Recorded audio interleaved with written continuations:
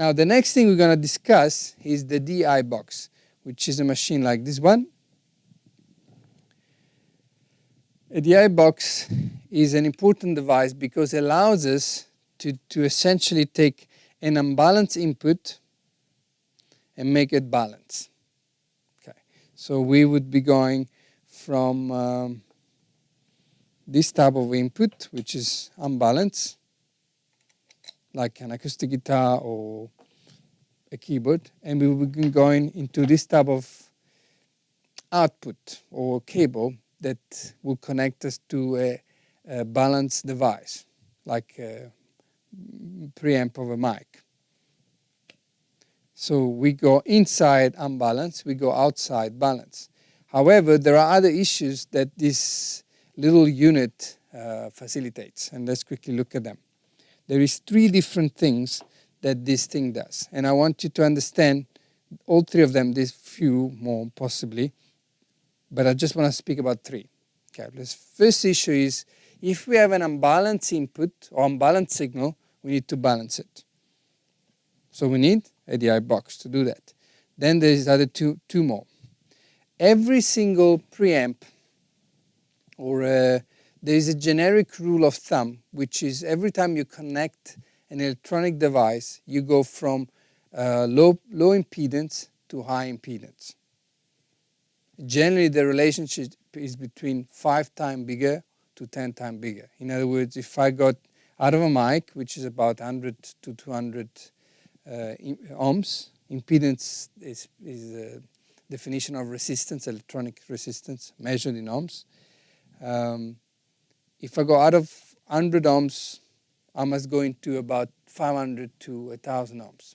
Okay, that's kind of the rule that help connecting devices. Out of low impedance into high impedance. Okay, you got it? Now, let's quickly take a guitar or a keyboard. The output of a guitar and the output of a keyboard, it's high impedance. A keyboard will be in the 1,000 watts to even 10,000 ohms. Okay, there's not even to talk about something like a Fender Rhodes, which I played you a few weeks ago. That's got very different electronics, but that's in the millions of ohms, because it runs a magnet like a guitar pickup for every string. So it's got a lot of strings in this. It's like an electric piano made like a guitar. It's fascinating.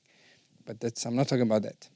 Let's just take a normal keyboard or a normal acoustic guitar. They got high impedance. But the mic, the preamp that you're using at the mixer, if you're using an XLR input, would have a low impedance compared to that.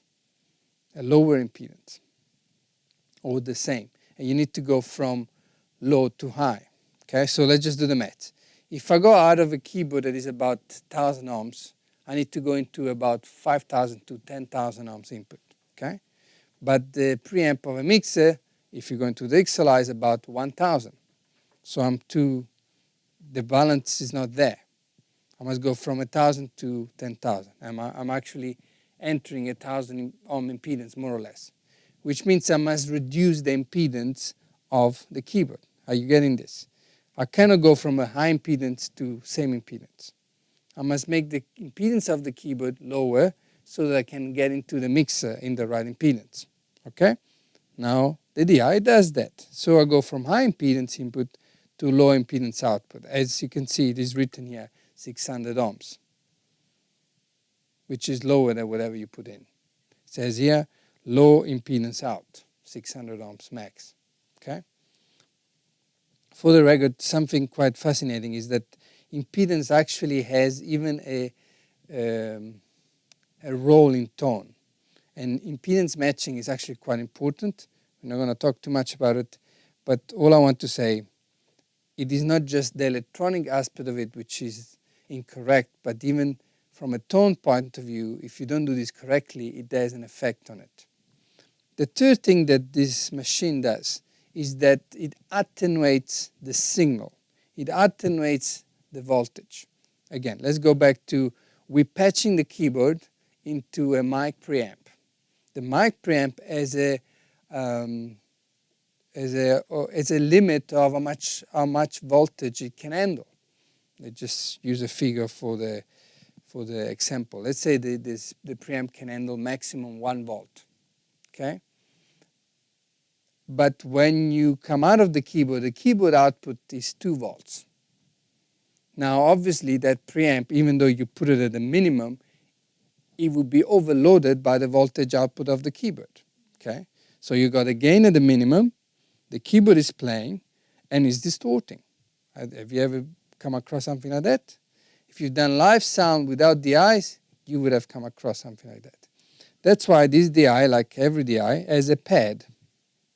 And the specific design of this one is a 15 decibel pad. So it reduces the level 2.5 times, depending on which unit they use, but possibly 2.5 times to 5 times smaller. So it cuts a lot of voltage. Okay? So if you had a keyboard too high for the mic preamp on the mixer, push this in, and suddenly the voltage is reduced, then there's no distortion. You can bring the gain up. Okay, so let's go back to the keyboard example and make a comparison with and without the DI. Keyboard to mixer connection using that cable that I just showed you earlier. Jack on one side, XLR on the other side. We short cold and ground. I have 3 problems. Line is unbalanced all the way. The impedance is wrong because I go from high impedance instead of going from low impedance. And thirdly, this keyboard of mine has got a voltage output that is too great for the input of the mixer. So I've got 3 issues. All 3 issues are solved with this, believe it or not. So do you need the DI boxes? Absolutely. They're absolutely fundamental. They're not a nice to have. They're not a, well, if I have the budget, I can have them. You have to have them. You have to have them every time you go from a stage into a mixer, out of balance into unbalanced to balance, high impedance and low high voltage. You need this. You might say, are there exceptions? Yeah, there can be exceptions. Let's say you have a CD player which has got an unbalanced output, even though CD player, or let's use a more common example now, maybe a computer, which got a mini jack output. The mini jack, essentially, it's an unbalanced output with a ground and 2 lines, left and right. Now, you have a very short cable, maybe a meter from the computer to the desk. You split that cable into 2, a left and a right. The left has got a ground and a signal, and the right has got a ground and a signal. And then you go into 2 channels of the mixer, or a stereo channel, which has got 2 connectors. Okay? So, because of the length of the cable, you don't need one of these. Ideally, yes. You should balance everything, but in practice, if the length is not very long, it's not too much of an issue. Okay, but you had the same computer on stage, like somebody is doing a presentation on stage with a laptop, and you want to have the signal coming into the house. It would be recommended to balance it for all the reasons I've given you. There's also another thing that most DI have, which is they lift the ground, especially with the laptop, which generally have a transformer that powers the computer to have different voltage. It's always very, very advisable to have something that can lift the ground. So if there is a hum, it's generally because of a voltage or a current difference between an input to 2 different electronic devices. Then you can just lift the ground. And generally, depending on what is causing the hum, this will get rid of it if the reason is electronic in this sense of a difference of potential between 2 sources. Then you can just lift the ground and the buzz should be gone or the hum should be gone. Okay? So this is, okay, you're getting this thing of the comparison. Computer next to the mixer and computer on stage. 2 different scenarios. The unbalancing will work. In the other scenario, it might not work and it would be unwise not to have one of these. Okay. What type of DIs do you get? You get 2 different types of DIs. This is a passive one, meaning that doesn't require any electricity or any voltage to function.